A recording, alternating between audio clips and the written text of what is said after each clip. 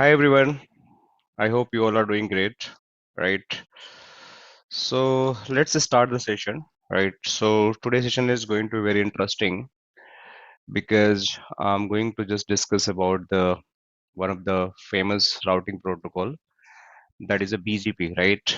So you might guys all aware about, right? We having a different routing protocols, but one of the key protocols, right, is still everywhere it is using when you talk about the any routing scenario. When you are discussing about the pure routing and switching, then it is going to be required. When you discuss about the any firewall routing concept, next generation firewall routing concept, right, likewise the Palo Alto, FortiGate, Checkpoint, they all capable to understand the BGP routing protocols, and they are able to carry the BGP routing tables, and it's a very quite popular everywhere it is going to be used. And if, even you are talking about the next gen, you know, technology like the SD-WAN, we are discussing about the every SD-WAN. You can discuss about the Cisco SD-WAN, right? You can discuss about the any Silver Peak, right? You can discuss about the any Velo Cloud, right? You can discuss about the Versa, right? Any FortiGate SD-WAN. Everywhere you can find either it's acting as the overlay, as a routing protocol, as a MPBGP, or might be it is going to work as an underlay, as a pure BGP, right? So these overlay and underlay, it's everywhere is going to be used. That is a BGP. So it's very common, right? Even someone is thinking I am the SD-WAN engineer, right? And I don't need to understand about the BGP. It's totally, I can say not true. You should have the basic understanding with the BGP, right? Because why basic understanding? If you don't know the BGP, then if you are just building the fabric about the Cisco SD-WAN, right? And there is underlay connectivity, and in this underlay connectivity, right, you require to run the BGP. Then how you are going to run the BGP? Might be a circuit went down, right? Might be something which is connected to ISP, which is just going to give the basic IPv4 reachability, and that goes down. Then how it is possible, right? So everywhere BGP is very important, right? So we're having the different lab topologies, which I'm going to discuss in the later stage because we're having the very advanced level of the labs regarding the BGP, MPLS, right? So I'm not going to discuss everything right now, but I'm just going to discuss the fundamentals about the BGP, right? How the routing is going to be happen, right? And what is the key concept? Why we need the BGP, right? And why basically we cannot use the IGP everywhere? Most of this kind of the question is going to ask during the interviews, and people are always confused, right? So I'll try to explain each and everything. What was the need and what was the drawback of the IGP protocols, and because of that, this BGP come in a picture, right? So we having the very robust lab topology, which we keep discussing in the routing, advanced routing, when we talk about the CCNP, NRC, and even the CCIE. So we having the MPLS, we having the inter-AS communication between the different areas. We having the EIGRP labs, we having the MPBGP lab, static routing everywhere, right? So that is going to be, give the inside tip knowledge about the BGP when you are just going to discuss about the multiple scenario, right? And in multiple scenario, it's just not a BGP. In multiple scenario, you must have the understanding about the MPBGP, which is the part of the MPLS, right? So these are the core and these are the basics. Even you can become the very advanced network engineer, and you are working as a L3, L4 in different organizations. You are saying I'm the SD-WAN expert. I know the triple SD-WAN. I know the fourth SD-WAN.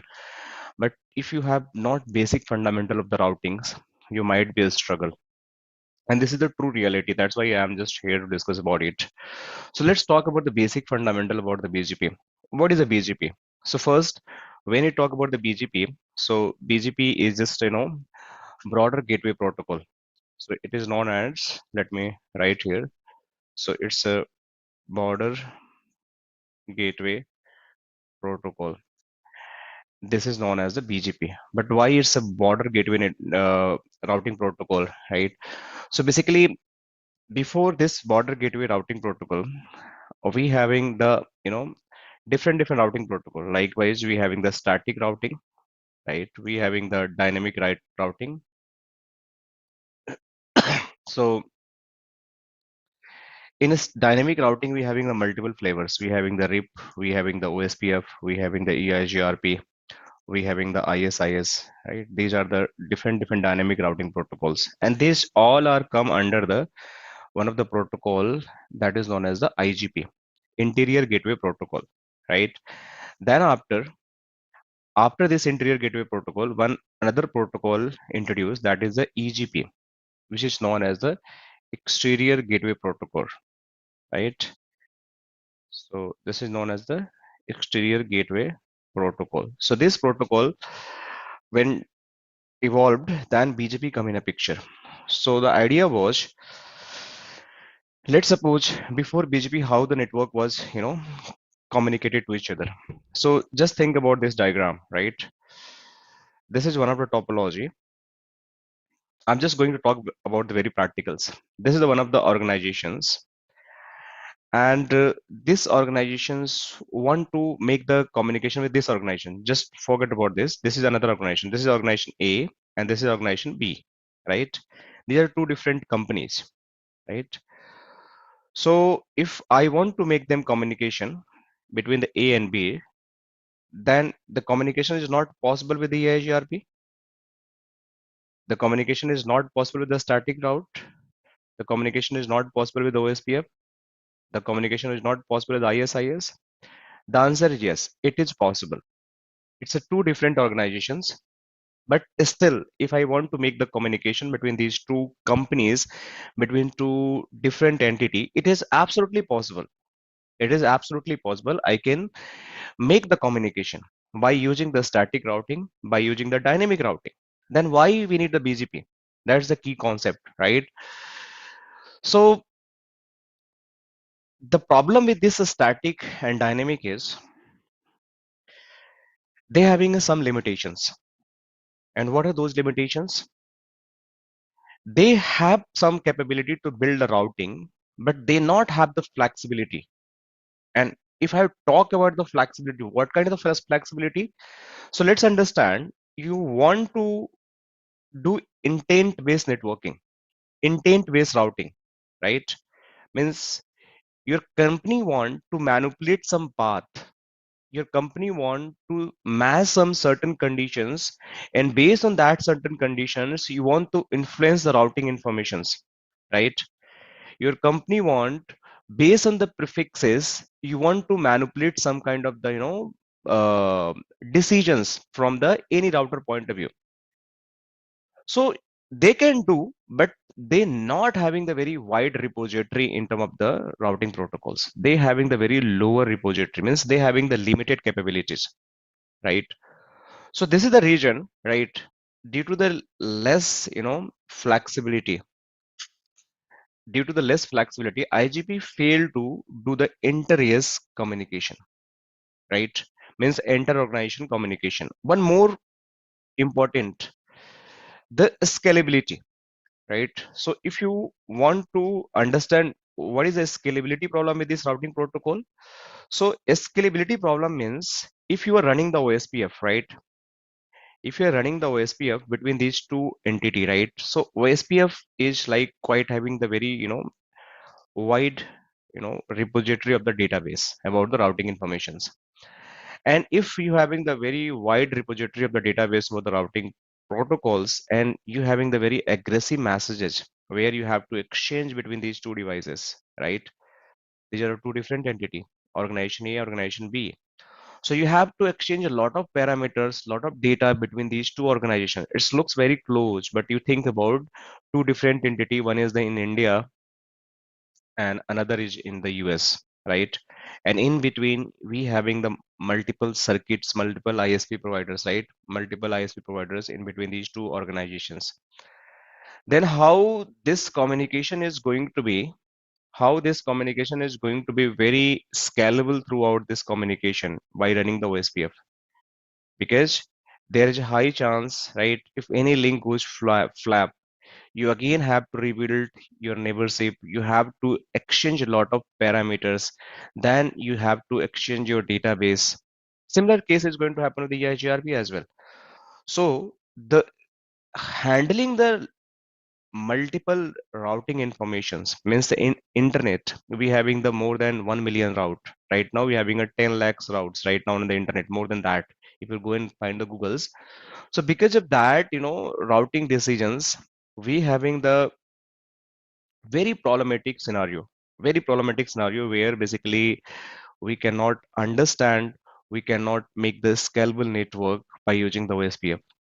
And the most important, if you want to do traffic engineering, if you want to do policy based routing, if you want to do the path redundancy, if you want to like the do the path manipulations, you want to play with the attributes, these feature is not applicable with IGP routing protocols, right? So any of the IGP routing protocols, if you're going to use, they are not going to basically handle the two different company routes or internet based routes or inter-domain based route when you have the requirement to make the communication. So that's why the limitations was there. And by considering these limitations, the protocols has been developed. That is the broader gateway protocol. That is a BGP, right? So BGP especially designed for the just to make the communication between two different entity, two different AS. Means AS means the autonomous system, right? So what is autonomous system? So autonomous system is nothing. Autonomous system is one of the area or one of the system which is managed by the single company. Likewise, your company is the SCL, right? So SCL is the one company, another company is the Wipro, right? Wipro is another company. So these two are the separate entity. So the inside of this separate entity, whatever the communication is going to happen, that is known as the autonomous system, right? That is autonomous system. I can say 10. That's belong to the Wipro. Autonomous system. I can say 20. That's belong to the SCL. So autonomous system is something that is basically it's belong to one organization. Similarly, if you want to make the communication with the your company to any ISP, right? Let's think about this is your company, which is might be the SCL again, and you want to make the communication with the ISP that is Airtel, right, in India. So Airtel having their own autonomous system. This Airtel is basically going to be, manage their own infrastructure by referring this autonomous system. This SCL is going to manage their own infrastructure by referring the autonomous system. Means inside this company, whatever the communication is going to be happen, they refer one autonomous system, and that is going to communicate to the another autonomous system if you want to make the any communication, right? So this is the autonomous system. So this is going to play a very vital role throughout this particular all communication, right? So BGP is a border gateway protocol that basically standardized as a exterior gateway routing protocol, and that having a responsibility to exchange the routing and reachability information between two different AS system, means two different autonomous system, right? Over the internet within the organizations, or might be the over the two internet providers circuits. This could be anything, right? So autonomous system is nothing. Autonomous system is a collection of the network, means IP network device connectivity. Router that can be, switches, L3 switches, might be the firewalls. They belong to the single entity, single organizations. So autonomous system is nothing. Autonomous system is simply, we can say, it's a collection of the multiple routers, switches, firewalls who are capable to run the BGP within the organizations. That's the autonomous system, right? So key aspect why BGP is very essential for us. So we just have to understand this key aspect as well, right? So if I talk about the key aspect about the BGP, so let me write it here. So we're having the multiple flavors. So if I want to do the inter AS routing, right? So in that case, the most important and most durable protocols is the BGP. If you want to use the path vector, right? So BGP is also known as the path vector routing protocols, right? So if you want to use the path vector protocols, so you just have to use the BGP, because the BGP uses the path vector. You just want to use the policy based routing. So policy based routing, you can use other routing protocol as well, but you can use the BGP as a best policy based routing because they also use the attributes, right? So these attributes are basically very helpful to manipulate the path, and they are going to scale your network, right? So that is also going to give the scalability, right? Very important. And this was the main key things, right? Where we can think about the this BGP is a very popular, right? Let me put it here. So scalability is there. And now traffic engineering. So what is traffic engineering? So if you talk about traffic engineering, that is something, if you are using the MPBGP, then this traffic engineering come in a picture, right? And they having a capability, they having a real type. If you want to manipulate a lot of parameters based on the attribute, if you having the list of the attribute in the BGP, and if you really want to, manipulate the path, then it is going to be used, right?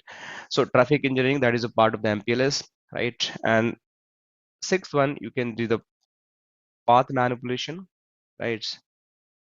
So that is going to happen, path manipulations. It is also capability the quick fault tolerance. So if you want to have the quick, fault redundancy, fault tolerance, you can just get it very quickly. You can get it, which is not possible with the any other IGP protocol, right?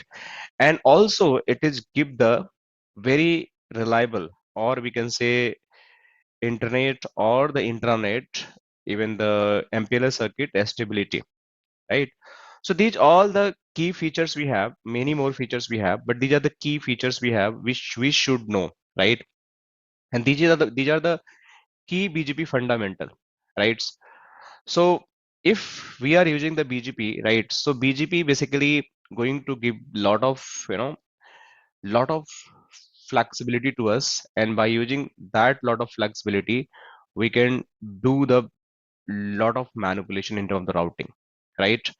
So there is multiple flavor of the BGP. Means if I'm talking about the multiple, they having the one flavor known as the eBGP, right? And one is the iBGP, right? So what is the eBGP and what is the iBGP? So if I talk about the eBGP, so let's say suppose you want to run a BGP between two organizations. Means you having the one of the company is the SCL and one company is the Wipro. These are the two different company. So one is the this company and one is the this company. And you want to make the connectivity over these two company, then this company having the AS number, let's suppose AS number 10, just an example, and AS number we can say 20. So when we want to make the connectivity between these two company, which is completely two different entity, then we have to use the eBGP. That is known as the or we can say external BGP, right? So exterior or external BGP is the same thing, right? So means we are building the communication between two different entity, right? So eBGP. But let's say suppose this is your one organization SCL, right? This is the one of the SCL organization, and this SCL having the multiple routers within the company. Might be one is the one in the might be the Chennai, right? One is the Bangalore, one is the UK, one is the US, but they are the same organizations. They can connect within the multiple ISP, but this is the R1, this is the R2, and this is the R3, and this is the R4. And if they want to make the BGP connection between each other, right? So all are known as the iBGP, which is known as the internal BGP, right? So now we have the better understanding about the eBGP and iBGP. So we have to go slowly deeper and deeper. But yes, these are the fundamental which we should know, right? So if someone is going to ask, right, why we need the BGP? So you know that BGP is something, the main purpose to exchange the routing updates. But at the same time, your IGP is also doing. So why we need the BGP? So BGP is something which having the more reliability, more features, more scalability, They having the capability to do the manipulations. They having a capability to carry the very large routing database in the quicker time period where IGP is going to fail, right? Where IGP scalability is going to be very challenging, right? So that's why the main purpose of the BGP to exchange the routing updates, likewise the routing protocols, the BGP can be classified into the IBGP and the eBGP. That is always going to recommended to run when we having the inter-AS communication. Inter-AS means we having a two organization, they want to build the communication, then they are mandatory that is going to be required the BGP communication, right? So now if we talk about, right, the path attributes, we having a lot of path attributes, right, the BGP. So we having the path attributes, let me just write a little bit here. So we having the path attributes. So just I'm explaining, we having the well-known mandatory, right? We having the well-known discretionary, right? We having the optional,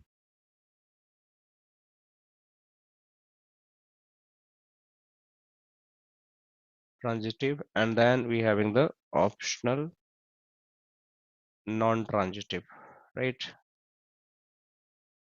Transitive. Right, so these are the path attributes. So first we have to understand what is a path attributes. So path attribute is nothing, right? Let's say suppose you have to influence something. Let's suppose these are the one router. This is the R1, right? This R1 connected with the R2, right? And this R3 also connected with the R1. This is the R4. This is my another router. This is the R6. We are running the BGP. Let's suppose we are running the eBGP here because they all belong to different organization. So this is again eBGP. Sorry, eBGP. This is the eBGP.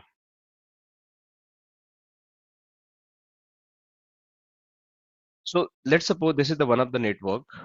Let's suppose this is the 10.10.10.10/24. Wanted to connect on this network, that is the 192.168.10.0/24. Then how this communication is going to be happen, right? And how this path attribute is going to come in a picture. So I'll do the configuration step by step in the later stage, but I'm just explaining a little bit so you guys can understand about the basic fundamentals. So path attribute is something where we want to influence the normal routing decision. So what is the normal routing decision? So let me just write here, normal routing decision. Right. So what is the normal routing decision? So let's suppose this is the one of the network, want to reach on this network. So the first packet will start from this LAN network and it is going to land on this router. Once this packet is going to land on this router, so router is going to check the routing table. So there is two kind of table. One is the rib table and one is the fib table. So what is the rib table and what is the fib table? So rib table is known as the routing information base.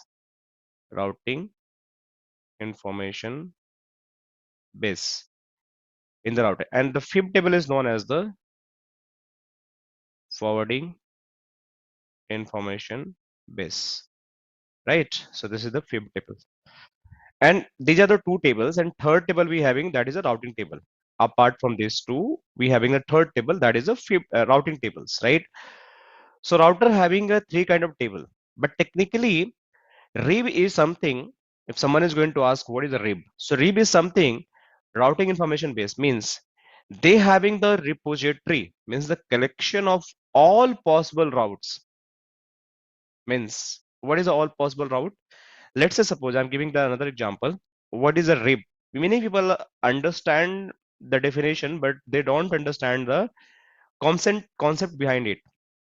So let's suppose this route I'm learning on this router. This route 192 I'm running on this router. So one copy I can receive on this link, one copy I can receive on this link, one copy I receive on this link. So this router having the RIB table, just suppose this is the RIB table. So R1 saying if I want to go in this network, right, I have three next hop entry. I have three next hop entry. Means 192.168.10.0 can via the R3, can via the R2, can via the R4. This one having the, let's suppose AD is 10, this one having the AD 20, this one having the AD 30. So I have three routing table in my routing RIB. I have three routing table in my routing RIB. But which one is going to be installed? Which one is going to be installed in the my routing table? So the answer is which having the better AD value or longer prefix match. There is a criteria. So AD value, longer prefix match, and different if you are running the same same routing protocol, then we having the OSPF having a different way of the selection, BGP having a different way of the selection, EIGRP having a different way of selection. But just think about it, we are talking about just AD value. So this all three routes are going to install in the RIB table. But out of three route, one route is going to install in the FIB table. Which route? Which having the lower AD value. Means this is going to install 192.168.10.0 via R3, which having the AD is 10. So this route is just going to install in the FIB table. All three possible route is available in the RIB table, but best route is going to install in the FIB table. And this best route is always going to populate in the routing table. Okay, so I hope you guys understand the concept. So RIB is something collection of the all possible route. FIB is something collection is the only best route. And let's suppose this route stop learning, then which route is going to come in a picture again? The FIB, that is a 21. If this also goes down, then 31, and then this is going to be updated in the routing table. So the routing table is going to be checked, and this routing table saying if you want to go in this network, you should follow this path. So this is saying as per the normal routing decision, if you want to go on this network, you just follow this path. So let me use some different pen. So you just go this way and this way. This is normal routing decisions. Means normal routing decisions. If your any routers want to reach to any destination, they will just check the routing table, and based on the routing table, based on the destination prefix, it will check the next stop, and after the next stop, next stop router will forward send packet to the destination. But by the help of this path attributes, by the help of this path attributes, you having a luxury. You having a luxury, you can manipulate the path. And how the path is going to manipulate it? The path is going to manipulate it based on your intent, based on your configuration. Means even I'm getting the best route, even I'm getting the best route from this link. But if I want to manipulate, I want to send that outbound traffic via this link. Is it possible? Yes, I can do that. I want to prefer not this route. I want to prefer this route. Is it possible? Yes, I can. So even my router, as per the normal routing decision, it's coming as a best route from this link, but I want to send a traffic via this path. It is possible. So this is the path attributes. We having the well-known mandatory, we having the well-known dictionary, we having the optional transitive, and so we have to deep dive. We have to do the deep dive. What is a well-known mandatory? What is a well-known discretionary? And what is a optional transitive and non-transitive? Right. So this is also next session, advanced session, where we are going to discuss and cover these all the steps, right? But basic fundamental, these are the path attribute. Also, one of the most important, this BGP is completely loop free, right? Why loop free? Because whenever you talk about that, any communication, let's suppose we having a scenario. This is the R1 and this is the R2, right? This is the R1 and this is the R3. So as we know that BGP use the AS number. So let's suppose this one having the AS 10, this having 20, and this having a 10, right? So what is a loop? Loop means if you are getting the same route somewhere else, which you are originating, right? Might be I'm sending something and I'm receiving the same route from somewhere else.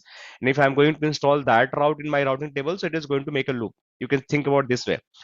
This R1 and this R2 and this R3. They are connected in this way, right? And this one having, let's suppose 10 AS, this one having a 20, this one having a 30 A. I just advertise the route 1.1.1.1. It is going to send this, it is going to send this, it is going to send this. You can see. So you can see, so this is going to make a loop. It is going to make a loop.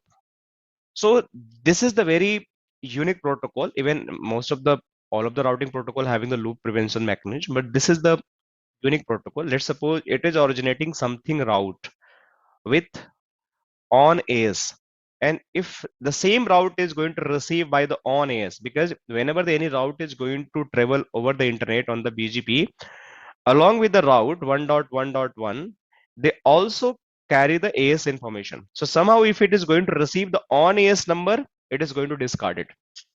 So that is not going to make any loop. So this is why loop free routing protocols, we can say that, right?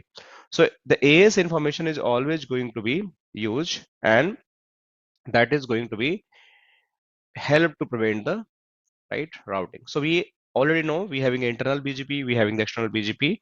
We know that how the rev and fib is going to play a role to just make the routing decisions, and based on the path attributes, we can just manipulate the, you know, all kind of the routing decisions. And same thing, we are going to do all testing. Let me just open some ebooks. So someone is planning to go with the CCNP NRC. So you can understand what level of the content we have in terms of the CCNP NRC. So let me show you something. So let me just go there. So here you can see we having advanced routing, and if we talk about the BGP, right? So first is the BGP fundamentals.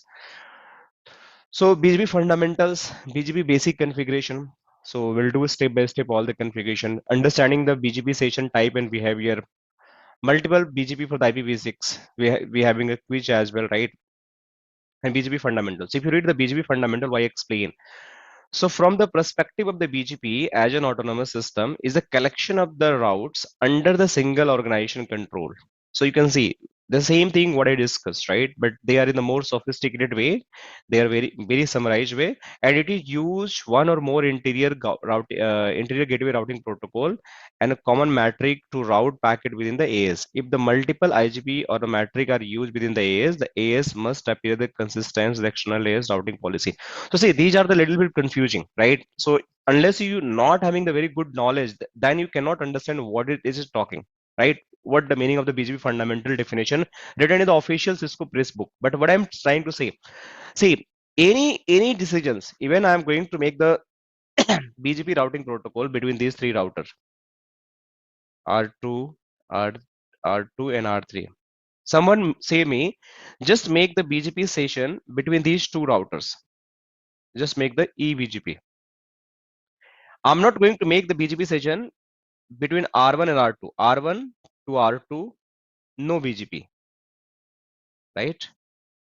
R2 to R3, no BGP. Understand what I'm trying to explain these definitions, okay? So you can understand it very easily. So the question is, you have to make the BGP between R1 to R3. First question, is it possible? First question, is it possible? Just ask yourself, is it possible? Can I make this BGP between directly R1 to R3? The answer is yes. It is possible. We can do that. Why? Because the BGP having the one conditions.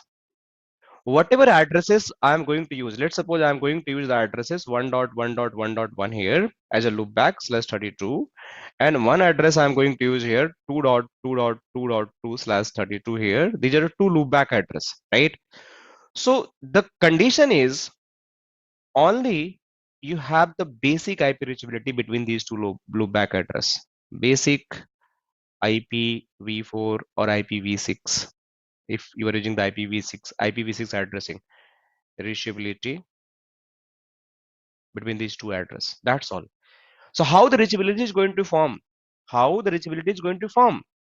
Because BGP only going to build if you're having the reachability. Then your IGP come in a picture. Interior gateway protocol is coming in a picture. That's why they're talking about this, right? you have to use the IGP. You might be seeing the multiple IGP routing protocol running between. So you can use between these two as a static route. You can use between these two as static route, and you can just point the static route pointing to R2 and then R2 to R3 to R2 back forward and reverse route, or you can use the OSPF, right? I can use the OSPF, and then I can advertise this network OSPF. This is going to learn here and further from here to here, similarly reverse. So once I have the reachability, then I can go and I can create the, like I have to go in this command prompt router BGP, and then I have to write the neighbor address 1.1.1.1, and remote is I can just write whatever 20, and just that's all for the simple communication. This is the R1 side, and R2 side you just have to go and again have to route router BGP 20, and then you just have to go here neighbor 2.2.2.2, remote is right 10, just two commands. But here, because we are making the loopback address, right, as a BGP, so you just have to use a special command neighbor 1.1.1 and update loopback source. We can just make that the this one. So neighbor, sorry, in R1 is 2.2.2. Sorry, my bad, 2.2.2.2, and here is the R1 1.1.1.1. So you just have to use the update loopback source to just make the reachability, so that your loopback to loopback connectivity is going to happen. So there is again logic why we use the loopback, why cannot we use the directly connected interface. So I'll explain in the later stage, but yes, this is how it is going to happen. So this is the basic fundamentals. So that's why again you read this from the perspective of the BGP autonomous system, that we know that is a collection of the routers under the single organization control, and it use one or more interior gateway protocol, IGP they are talking. It use, why it use, just make the basic IPv4 or IPv6 reachability. Common metric to the route packet within the AS, right? And so common metric, that is the route packet within the AS. If you want to just make the routing reachability within the AS, then it is going to require. This is all talking, and then they're talking about the autonomous system, right? So we already discussed what is the autonomous system. So autonomous system is something any organizations, right? If and this autonomous system, again, two type of the autonomous system. One is the private autonomous system, one is the public autonomous system. So if you talk about the private autonomous system, right? So private you can use, you can use private autonomous system, and you can use the public autonomous system. So might be having the range here. So you can say 2 block of the private ASs are available for the any organization to use, as long as these are never exchanged publicly on the internet. AS number this and this are the private. See, so this is a range for the private. So if you are going to use any AS number for your company, that is starting from 64512 to 65535. These are the private AS number, private AS number. And after that, if you go for the extended range, you can find this is the again extended range for this all, right? But before and after this, all AS are belong to the public AS number. So you cannot take this public AS number by on. You cannot get this public AS number on, right? So to get the public AS number, you just have to connect with the INA, right? Who just going to assign the public AS number, right, to just different organizations. So your organization must have to connect. Why you require the public AS number? So there is again concept. Why the private AS number? Why the public AS number? So see, let's suppose this is your organization, right? This is your organization. This is the SCL organization. This SCL having the multiple routers, right?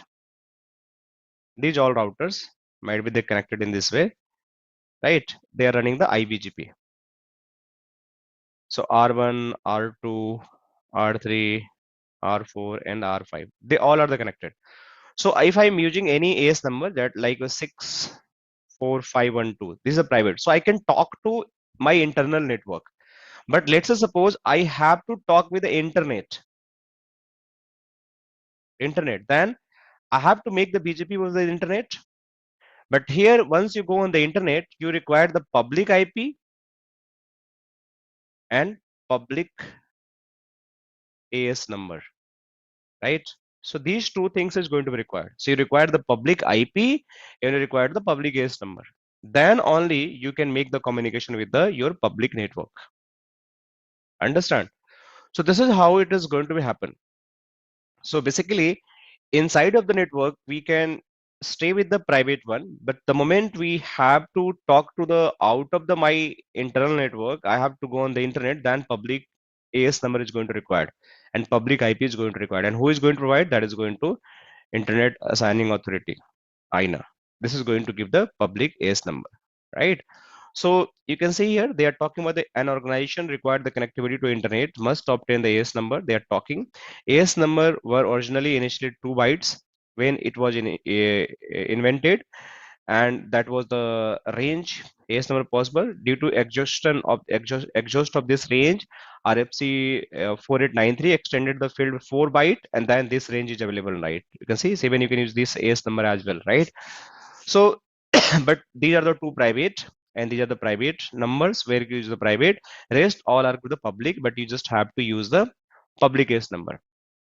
So next we discuss about the BGP fundamental. We discuss about two type of the BGP sessions. We have the internal BGP. We know why we need the internal BGP because I explained if I want to use the BGP within my organization, right? That with the private AS number, that is my internal BGP. If I want to go for the external BGP, means between two different organization for the public connectivity, even for the private, both case I require the eBGP. But if I'm going to use the public, then in that case, I require the public AS number, public IP address. If I'm going to use the MPLS, then private AS number and private IP address. That is, but two different AS number is going to be definitely there to just make that connectivity. So these are the eBGP and iBGP connectivity. We have the path attributes, well-known mandatory, well-known discretionary, optional transit, optional non-transit, loop prevention.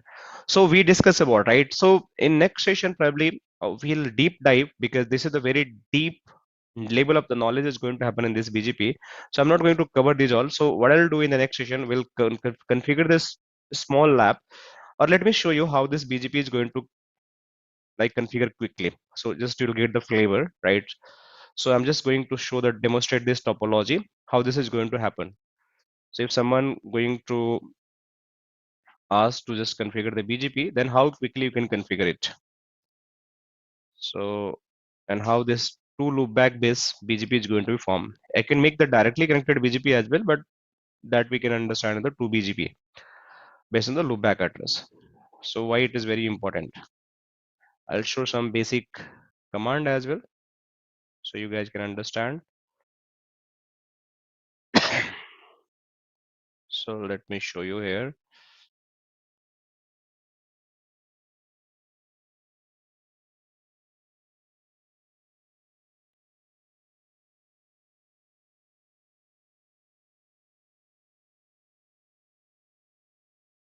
So quickly,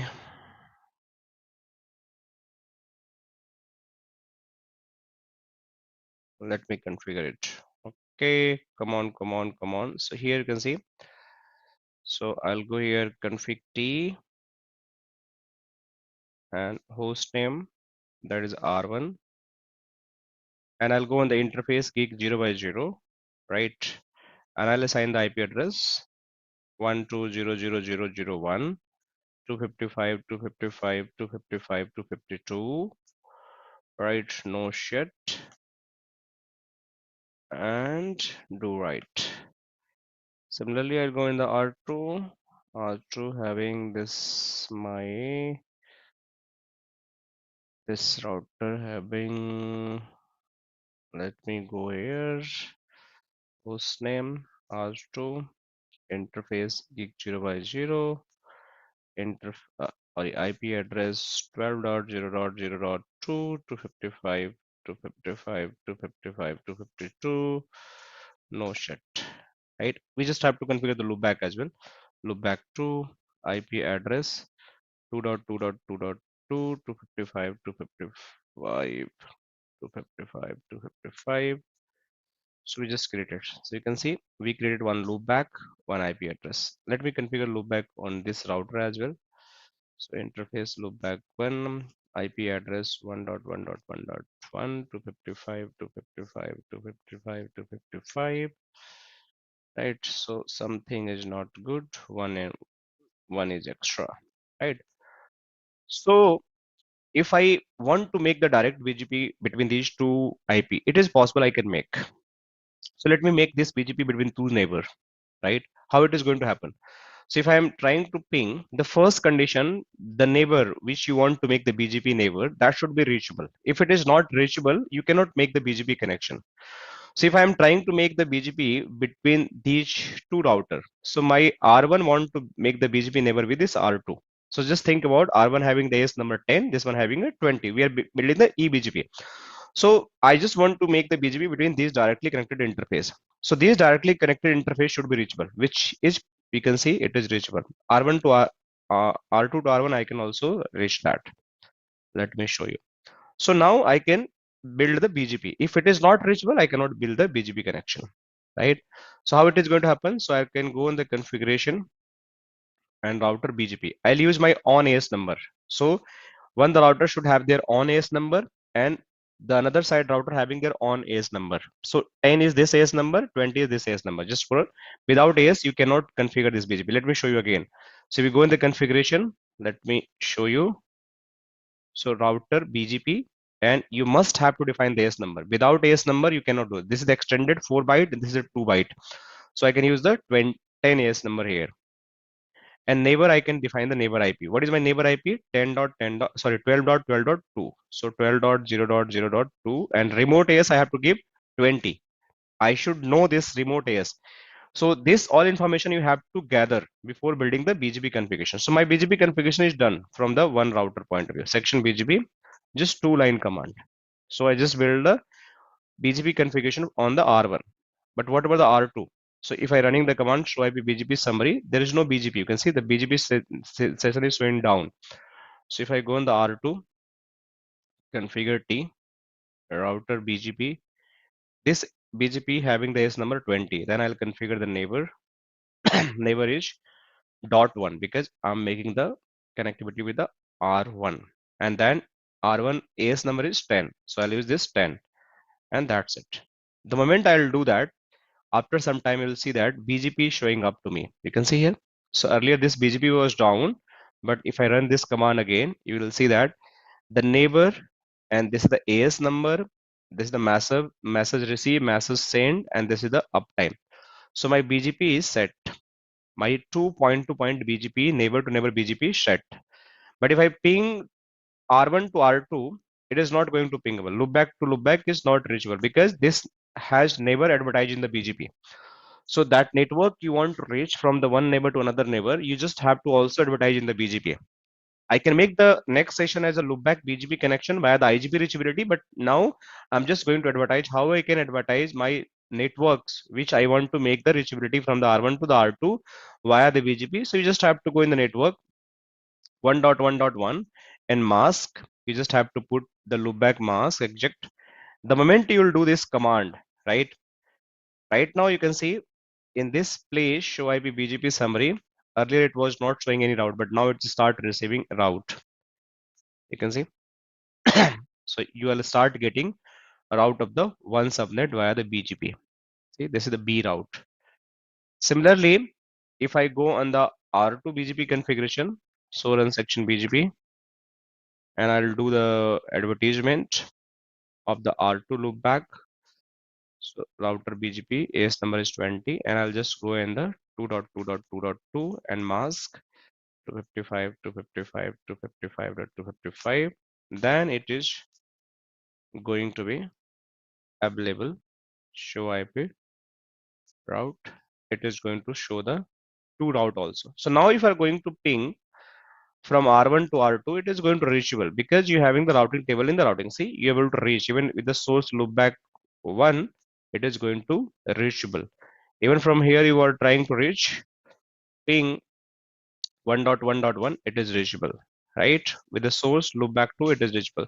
So this is a basic BGP configuration, right? So I just explained how the BGP is going to build over these two neighbor. Next, I'll explain how the BGP is going to build over the loopback.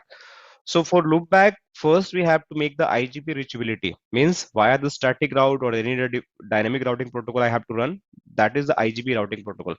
I can run the OSPF in between two router and advertise this two network in this, or I can use the static route I can use the EIGRP, I can run the RIP, either of the protocol I can run.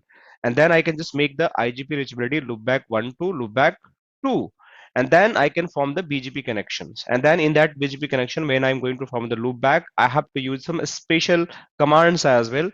And why it is important, I'll explain. So we'll see these all steps in the